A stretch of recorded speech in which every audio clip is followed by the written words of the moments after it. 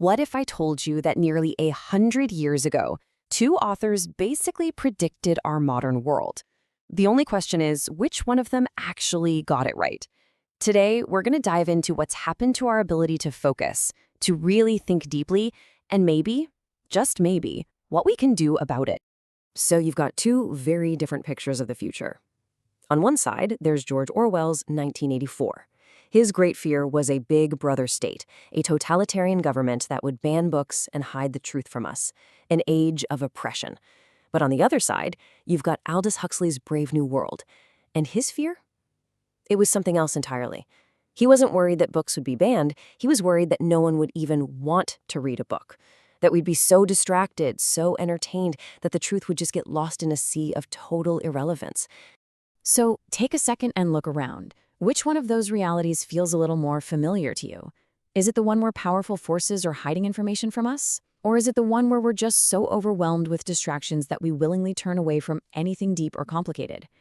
It really does feel like we're living in a culture of triviality, doesn't it? And here's the really wild part. A guy named Neil Postman saw this coming way back in 1982. This is long before the internet as we know it, mind you.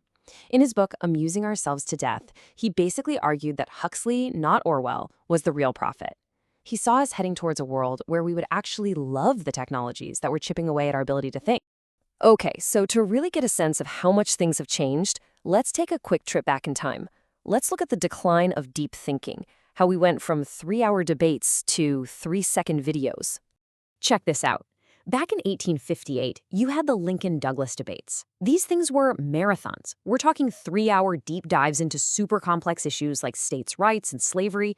And the audience, they were expected to sit there and follow these long, detailed arguments. Now, compare that to a political debate today. 90 minutes if we're lucky, and it's mostly just an exchange of prepackaged sound bites. Why? Because, well, our collective attention span just can't handle it anymore. And look, it's not because people back then were superhumans with giant brains. The key difference was their environment. They lived in a culture that was built around the written word. Their minds were literally trained, day in and day out, by reading. Following a long, complicated argument wasn't a special skill. It was just normal. And this shift started way before TikTok. You can actually pinpoint a moment. Think about this. 2008. That's the year the New York Times, the gold standard for long-form journalism, started running full pages dedicated to just one-paragraph summaries of its own articles. The message was loud and clear. Hey, we know you don't have the focus for the real thing anymore. So here, just take the gist. So yeah, that brings us right to today, the age of triviality. Let's actually look at the symptoms of what's going on, from how we consume information to how we even think about what it means to be a successful person. The poet Pedro Salinas came up with this brilliant term for it, the new illiterates. Now, he wasn't talking about people who can't read. Not at all. He was talking about people who are perfectly capable of reading, but they just choose not to. They're happy to just float along in a state of self-imposed ignorance, consuming easy, trivial stuff instead of doing the hard work of engaging with something deep. And you can see this everywhere, even in how we define success. It used to be this rich, complex idea, right? It was about your character, your work ethic, maybe you were great at music or sports. But today, it's been completely flattened. It's been reduced to basically two things: wealth and fame. That's it. We see celebrities as successful just because they have money and attention, even if they contribute absolutely nothing of value.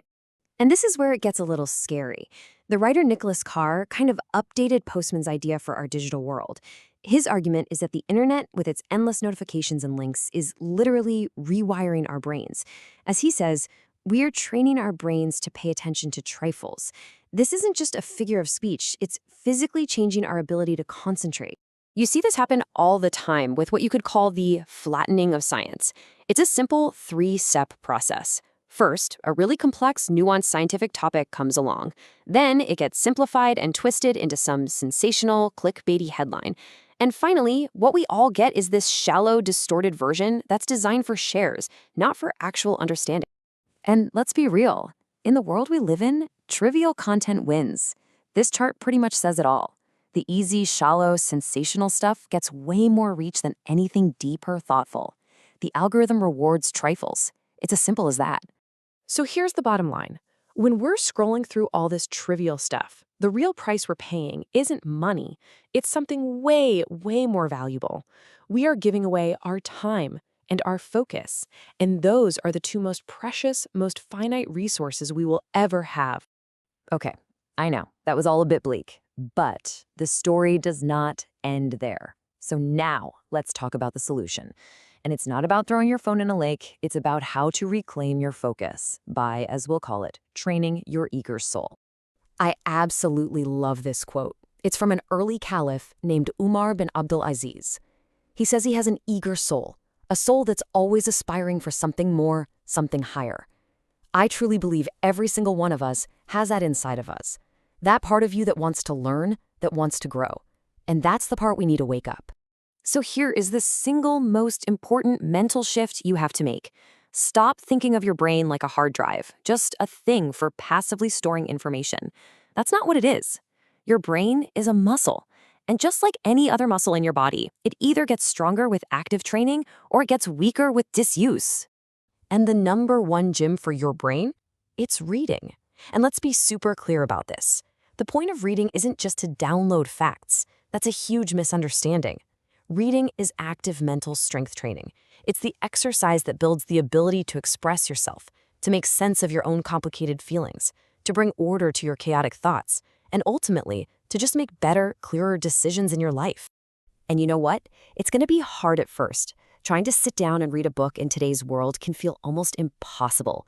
Your mind will wander, you'll get that itch to just check your phone, but that's okay. It's exactly like going to the gym for the first time after a year off. It's supposed to be hard. Your mental muscles are out of shape, but if you stick with it, slowly but surely, your mind will get stronger. So let's end with this thought. We have to face the reality of our situation. For most of us, our focus has been stolen. It's been auctioned off to the highest bidder in an economy that literally profits from our distraction. But here's the thing. It doesn't have to be a permanent theft. You can get it back. The power to reclaim it is still yours. The only question is, how will you take it back?